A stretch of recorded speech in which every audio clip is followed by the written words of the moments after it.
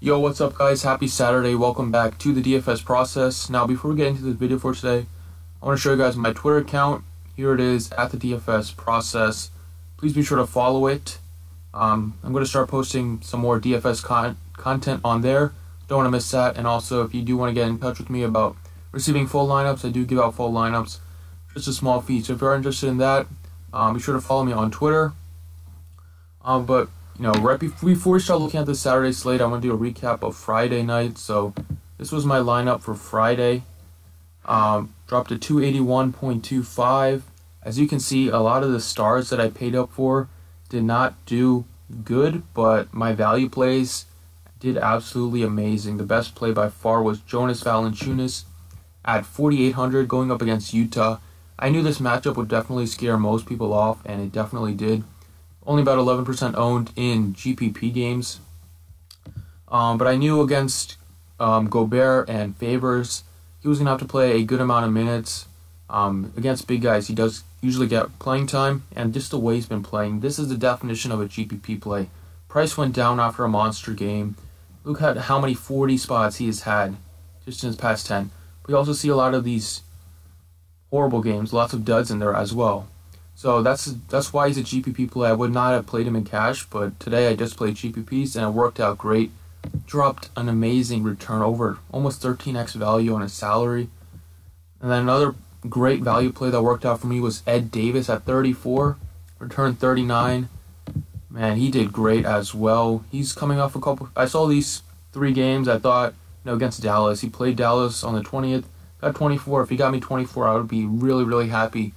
He came out and had his best game of the season with the 15 points, 13 boards, 3 blocks, and an assist for 39 drafting points. Believe it or not, these 2 guys were my Ed Davis was my 3rd highest scoring. I thought he was going to be my 2nd, but DeMar DeRozan got me 42. And right here, Kyle Lowry was high owned in GPPs. I thought he was in for a good game. But just could not shoot the ball. I think he went 2 for 12. Lowry was a bust. Holiday had a good game. Aldridge was a bust. Tristan Thompson did great with 27. But all in all, it was a 281.25. Got me to the money in these contests, my GPP, so I'm happy, made some money. Hope you guys all had a good night of DFS 2, and now let's look at this Saturday slate.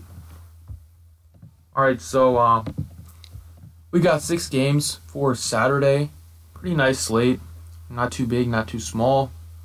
Starting off at the point guard position, go over just some plays that I think you can consider. Steph Curry against Boston, not my favorite play. He put up just 31 against them earlier this season, but he only shot 3 for 14. Right now it says Kevin Durant is questionable, but he's probable. If Kevin Durant gets ruled out, Steph Curry is going to be a lock for me at 10.1. But right now, if all those guys play on the Warriors, I don't think we need to pay up that much. I do like some of these. I do like saving down just a bit to get Victor Oladipo. Get to him soon. John Wall, he's fine. They priced him up $1,000 after a nice game against OKC at 95. He's fine. I wish the game was at home though, because John Wall does play a lot better at home. But my favorite point guard is in the mid tier, Dennis Smith at 63. Another point guard I think you can take a look at is Terry Rozier at 46, with Marcus Smart not playing for a couple games. Rozier will definitely play his minutes. She'll play about 25 minutes. And the Celtics are going to need his scoring against this fast-paced Warriors team.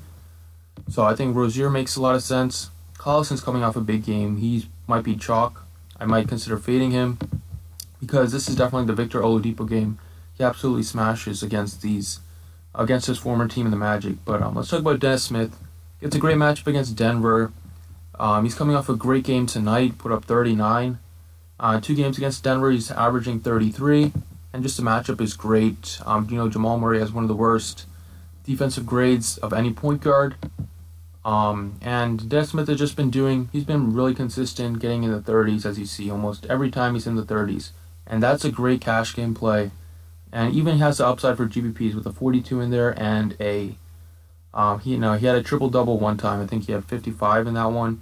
But recently against Houston, he had a bad shooting game. He shot 27%. That's not going to happen. Again, let's look at he's averaging over 40%. Against Denver, he's shooting 58, just because of how good of a matchup it is. So Des Smith is a great play. I love him at 63.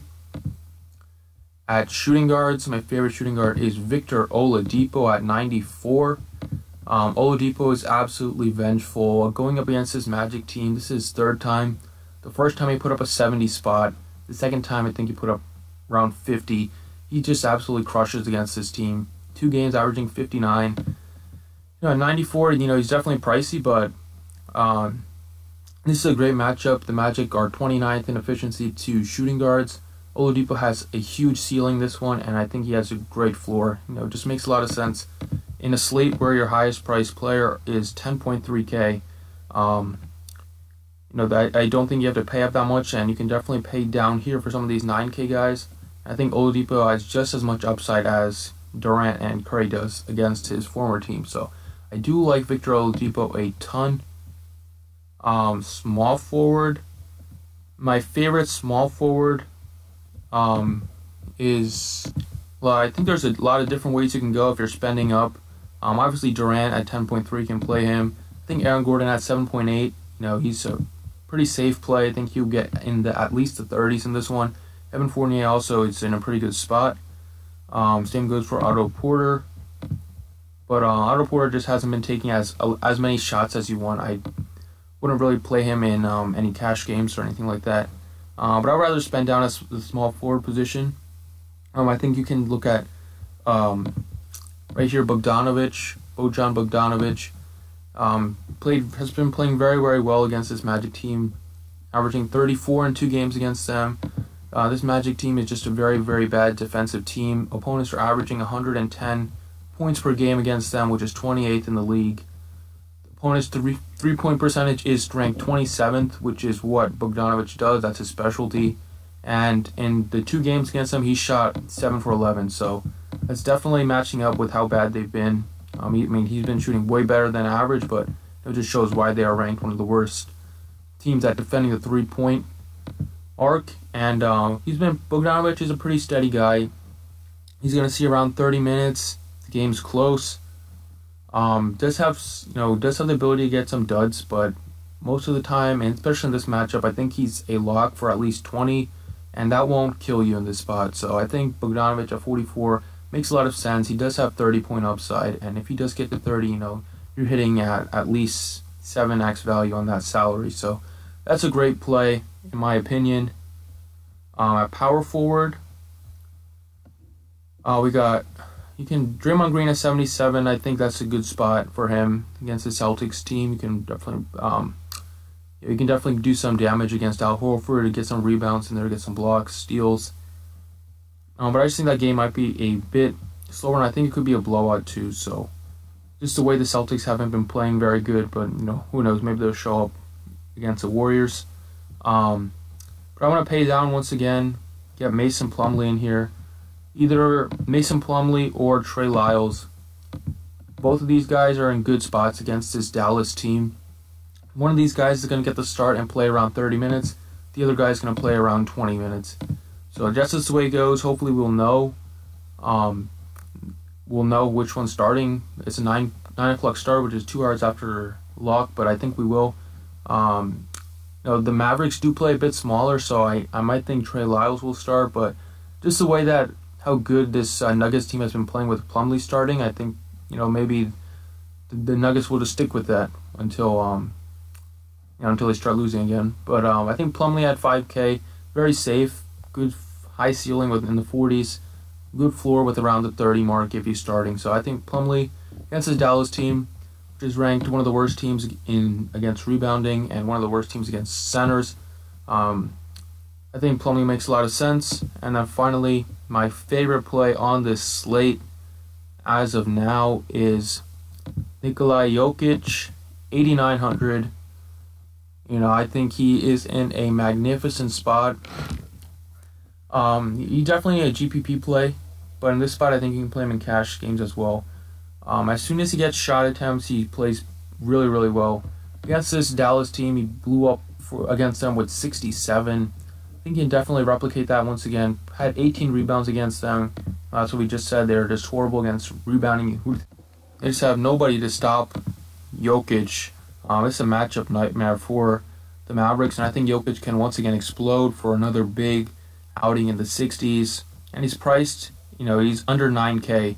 Especially in this matchup, I thought DraftKings would jack his price up to about 95, but they kept it absolutely the same. So I'm going to take advantage of that and play some Nikola Jokic at home, where he does play better, where he is more efficient from three. I think it's just a great matchup for him, and I think you can definitely look at some of these Nuggets, big guys, especially because this Nuggets team is going to score a lot.